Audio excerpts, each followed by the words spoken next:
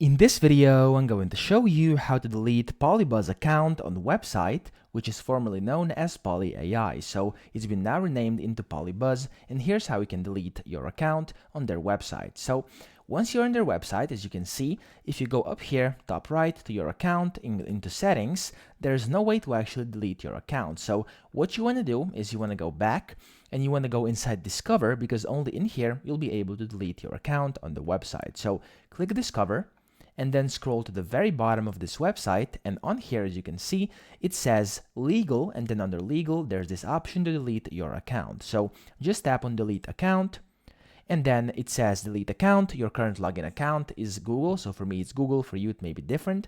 And then it says account deletion agreement. To ensure the security of your account, please read about the consequences of account deletion.